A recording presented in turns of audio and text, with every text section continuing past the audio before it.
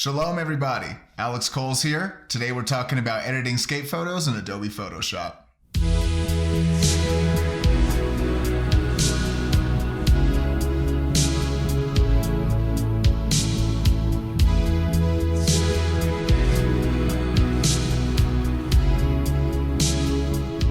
Let's open up the photo and get started. All right, so here we have a photo of Ryan Reyes. He came into town, into Albuquerque, and I was lucky enough to meet up and get a shot of him doing this Wally back Smith at this ditch at sunset. So starting off, this is opening up the photo in Camera Raw. Camera Raw is Photoshop's editor for raw images. I always recommend that everybody shoot raw. You're gonna have much larger file sizes with a lot more data, and they're gonna be much better for editing and printing. So what I'm going to do is go into this profile here, and I'm going to choose Adobe Neutral. You can see that flattened everything out, got rid of a lot of contrast. I'm going to bring that back in my own way in the editing. And I'll also go here to the Lens Corrections panel. I'm going to click on Remove Chromatic Aberration, and I'm going to click on Enable Profile Corrections. You can see that difference there. It's going to fix some of the bowing that I have on the edges. That's just going to happen on most lenses. You're going to have a little bit of that kind of convex or concave depending on what focal length you're shooting at. So those are the only three things I'm going to do because I know that I want those changes made. You can go back and fix things that you did in Camera Raw that you don't want, but it's just more difficult. You have to go back into the raw editor. I would rather do everything else in the Photoshop program itself. So now I'm going to click on Open Image, and it pulls it up right into Photoshop. So here we are. We have our photo here in our Layers panel. I'm going to create a duplicate layer by clicking Command or Control J.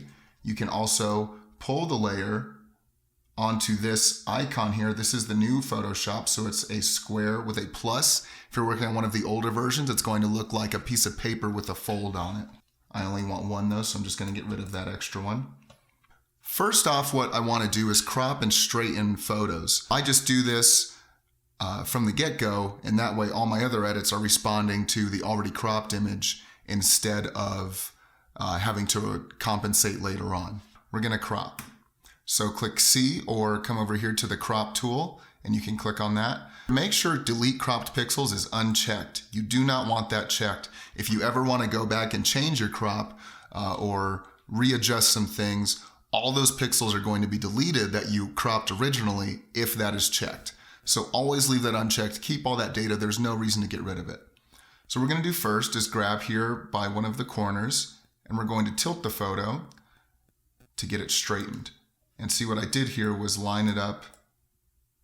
I lined up this line, this corner of this ledge here with the crop line. And so now you can see the photo is nice and straight.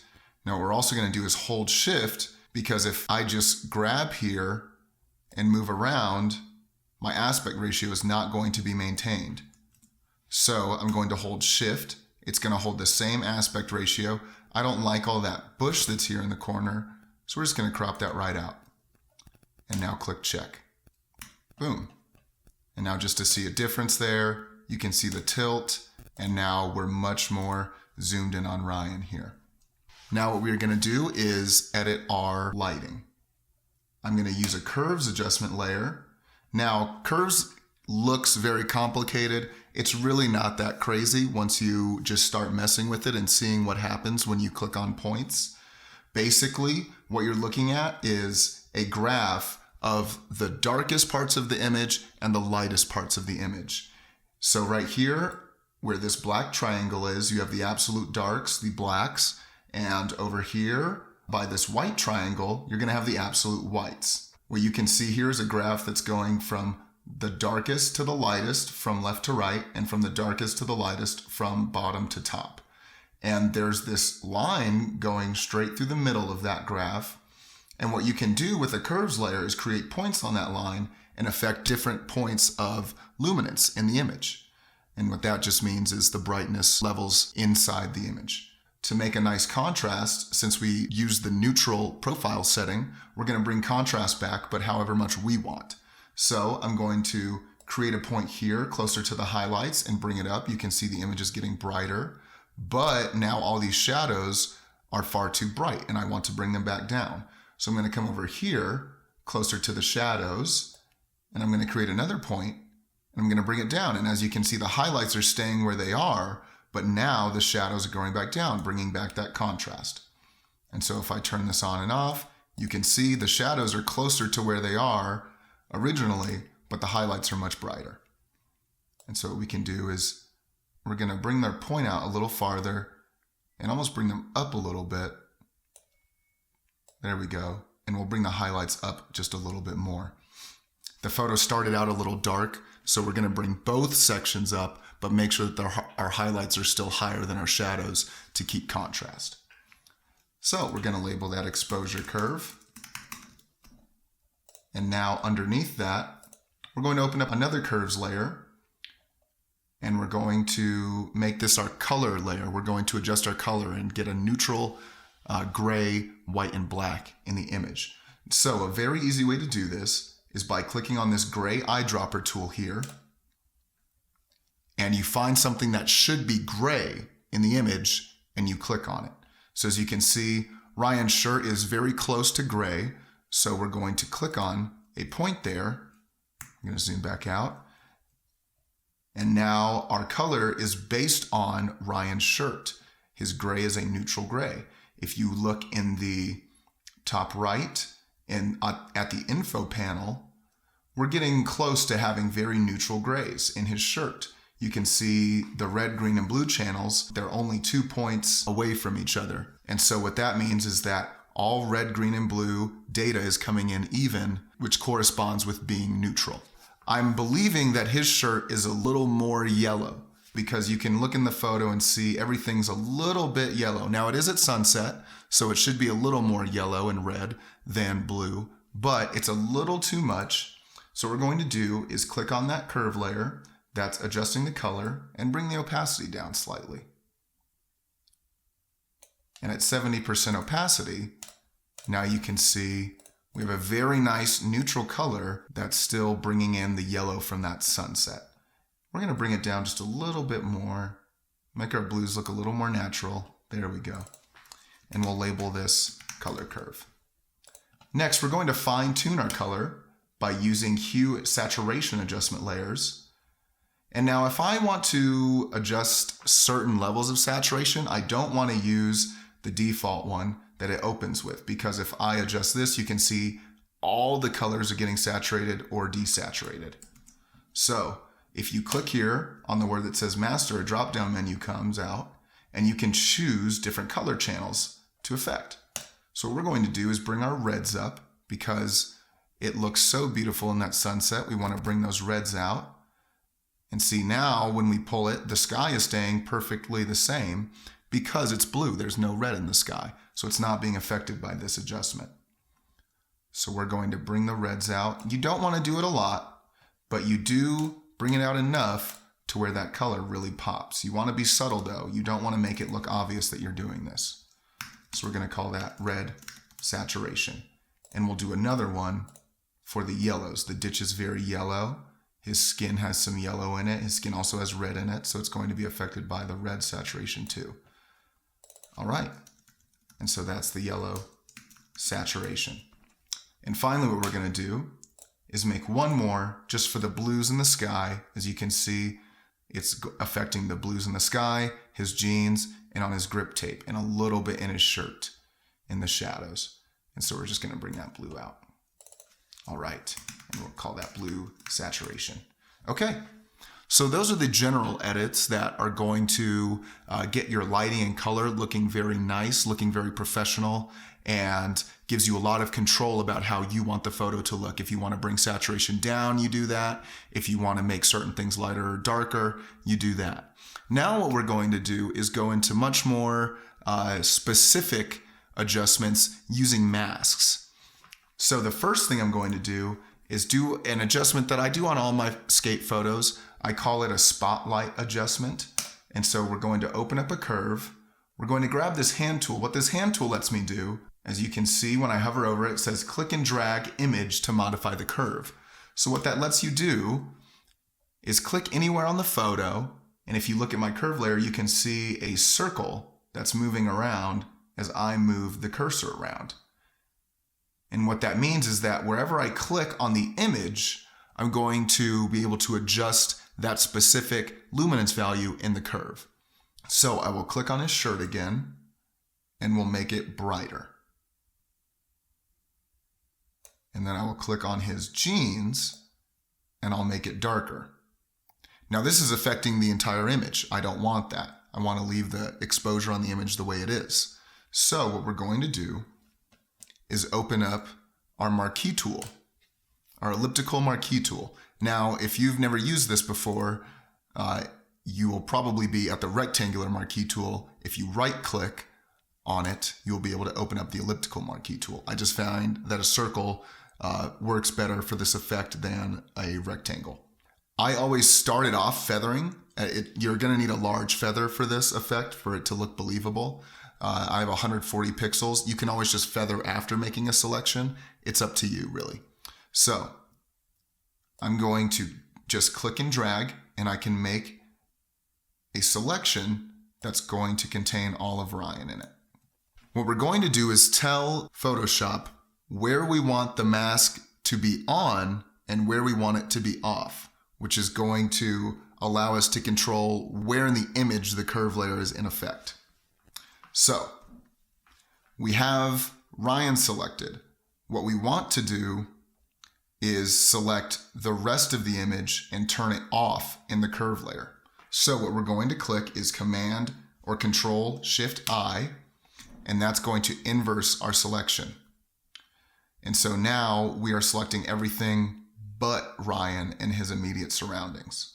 And so now on this new curve layer, make sure you have the mask selected. You're going to click Shift F5 or go to Edit and Fill, and we're going to fill it with black. And now you can see that curve layer is only affecting Ryan and his immediate surroundings. What we did was utilize Photoshop's masks to spotlight a certain area in the image. Masks work at white and black and in between, all the grays. White is fully on and black is fully off. What we have done, if I click on just the mask, is create white around Ryan, black around the rest of the image, and what the feather does is make a very smooth transition all the way around, blending the effect in and making it much more believable. So now we click away. And so you can see we have some weird lines that come out. Sometimes this will happen depending on the image and how much you are pushing and pulling the exposure. So we're going to bring the highlights down, and then we'll also bring the shadows down. And there we go. Now we have, as you can see, a very nice spotlight. Say if you didn't get to shoot with flashes, or in this case, even if you did, this even helps further direct your viewer's attention onto the subject. I love this effect for that. So we're going to call this Spotlight Ryan. Next, we have this weird shadow here that's coming out. And you can see it's very dark here, but then it brightens up again further on in the corner of the image. So we're going to use a mask again to affect that. I'm going to make another curve layer. I'm going to click my hand tool, and I'm going to click in there and bring it down to where I can't see that data anymore. And it will blend in with that shadow. Now, obviously, we don't want our photo to look like this. This is very dark. But what we can do is create a smooth transition from the bottom corner of the image up to make it much more believable. So we're going to use the gradient tool. You can click on the gradient tool or click G. And all you do is making sure that the mask is selected on that curve layer is click behind the photo here, starting from the corner, and you can drag in any line, any direction, we're going to click and drag out here, which creates a gradient. And as you can see, it's kind of bright down here. We're going to readjust the way that we click and drag. There we go. And we will even make it darker. And now this corner is blending in very well with that shadow. It just makes it look like that's the vignette of the photo. So let's see what we did here. I'm going to Option or Alt click on the mask to look at just the mask. Now we have the same thing. Fully white in the corner, fully black out here, and we have a very smooth transition from white to black.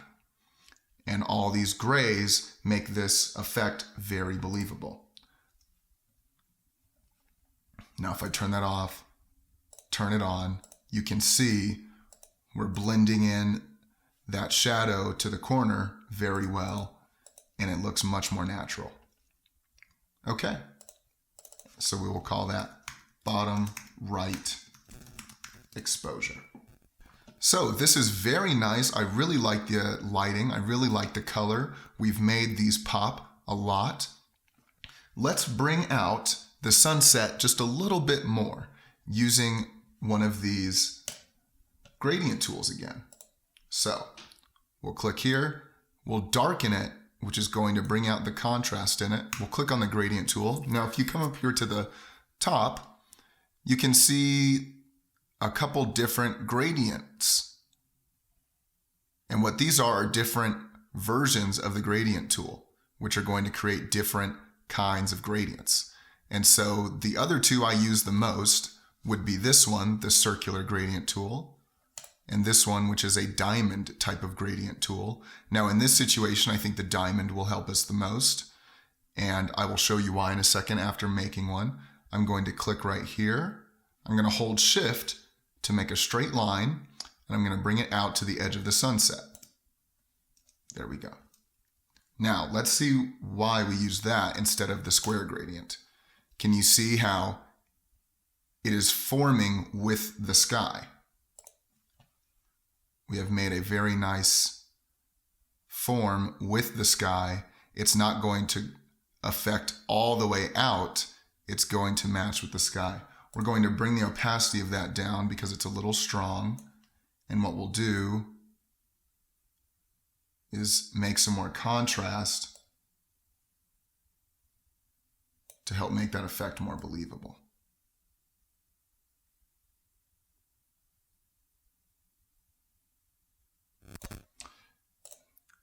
And so we're getting too much striation in it. What we'll do is readjust. We won't make it as big. There we go. Now we have a very nice darken here to really pull an emphasis onto that sunset. And so we'll call that sunset exposure. Okay. Now, another thing I did when I edited this image originally was I wanted to bring out this knee brace here. Ryan skates with the knee brace. I think that's really cool. And so what I wanted to do, because it looks dark on his dark jeans, was bring that out. So we're going to get another curve layer, bring up the brightness of the knee brace. And so now this is a very specific item that we want to affect. We don't want to make this big, broad gradient kind of effect. We want to get very specific with what we're affecting. So what we're going to do is fill the entire mask with black. That means the whole adjustment is off. And now what we can do, we'll zoom in some more, is using the brush tool, click B, we're going to paint white back onto the mask to tell Photoshop the exact selection of what we want to affect. If you come up here into your brush settings, make sure your hardness is down to 0. I like to go between 0 and 20 because that's going to have a nice soft edge. It's not going to be super sharp and it's going to make it look real. So if you use the bracket keys, you can make your brush bigger or smaller. What we're going to do is come in here. We won't go in that close. We don't want it to look pixelated because then it's harder to see. we're just going to brush that effect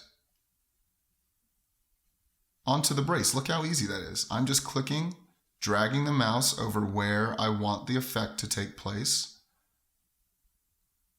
And it's much easier than trying to tell Photoshop to figure out what I want it to select by using, say, the magic wand tool or one of the other selection tools. And when you're zoomed in like this, if you hold space, you can click and drag and move around. That way you don't have to zoom back out, zoom back in. So, in some cases, it might be a little hard to see what you've painted and what you haven't. So, if you click the slash next to the brackets, it's going to create an overlay on your mask showing you in color what is active and in red what is not. So as you can see, I missed a couple of spots here, so we'll go back in and adjust those. Let's say you go too far. Let's say, oh, I went into the jeans.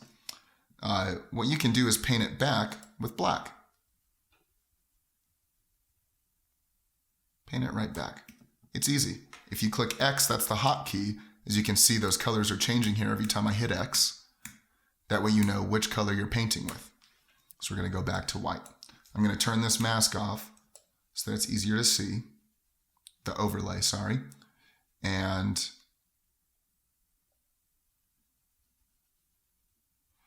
we're going to paint this back in. I'm going to speed it up a little bit because I don't want to take up all your time watching me color in pixels. Now Command 0 and Command minus, I'm going to zoom back out. And now, look at that. Look how that brace brightens up. And there's much more emphasis on it. Awesome. We'll call that brace exposure. Okay. And so now there's one more thing that I'd like to do. I'm going to go to this duplicate that I made of my original image. Why we do this on a duplicate is because we never want to make changes onto the original image because then we can't go back. And so if we ever need to get rid of it, do certain things to it, it's going to be very difficult. What I want to do is get rid of these edges of the bush that I couldn't get rid of in the crop. I want that sky to be nice and smooth. So by zooming in,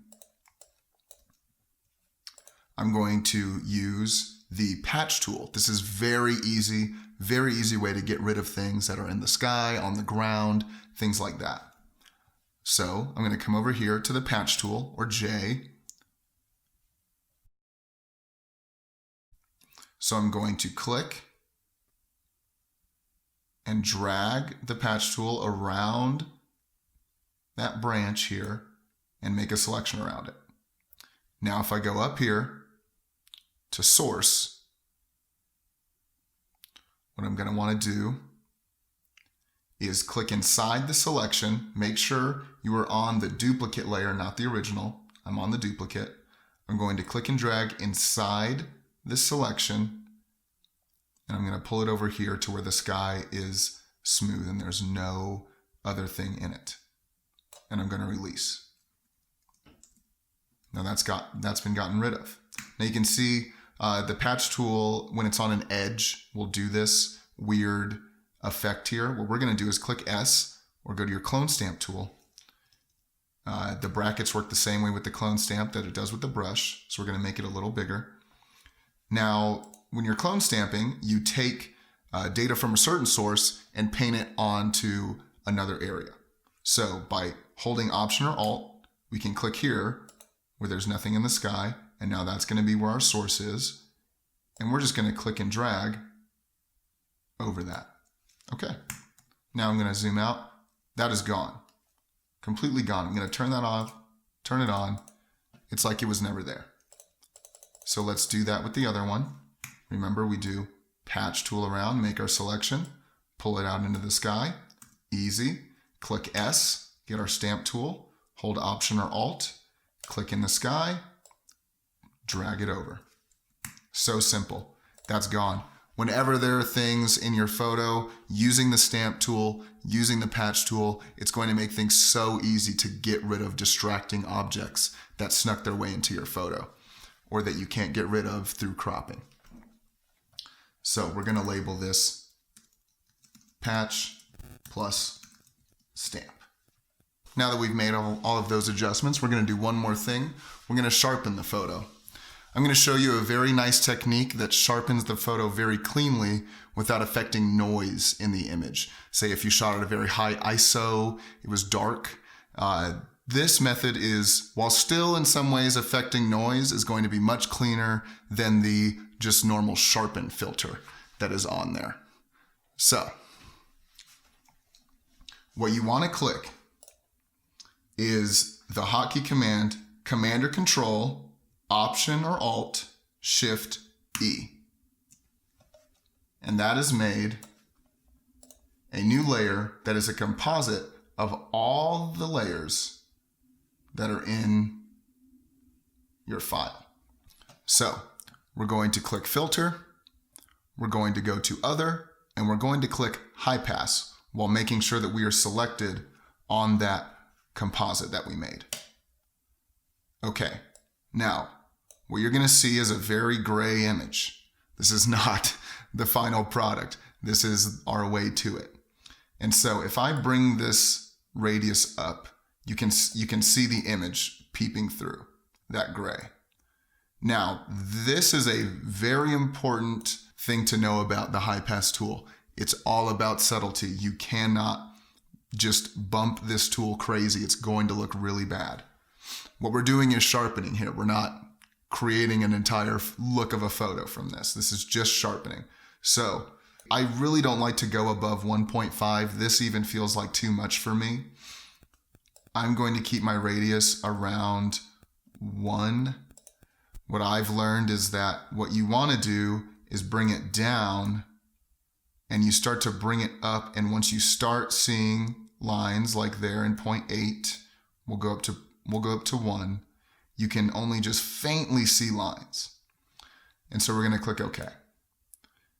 Now we want this at the top of our layers. You can see it's just the big gray box here. Now, what we want to do is get rid of all the gray, but leave the black that is outlining our edges. And so what we're going to use is blending modes. Make sure you're selected on that layer.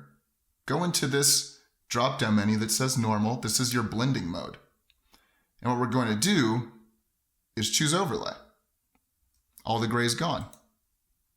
So what happened here? What overlay does is take all the neutral gray in a layer and gets rid of it, and it leaves all that's left. So what we did was get rid of all the gray on all the smooth surfaces and leave the edges. If I zoom in here, we're going to zoom in on Ryan. If I turn this off, look at that sharpening that's happening in the image. Look how much crisper everything looks. It's not as easy to see zoomed out, but this is about subtlety. This is not something that is going to make the entire image. This is just a little detail that you want to add in. Look how much nicer and sharper that looks just from that little amount of sharpening we did. Those are basic tools in editing skate photos that I've found over the years that have really helped make some good shots into great shots. And I think that those are the things that you're going to want to use in almost every single photo that you edit. It's going to really help make your photos stand out. It's going to give you control over the creative process, and it's just fun. I love getting in Photoshop. I love editing skate photos. It doesn't even have to be my skate photos. I'll edit yours too. Send them over. All right. Thank you guys so much for watching. This has been Alex. I'll see you in the next one.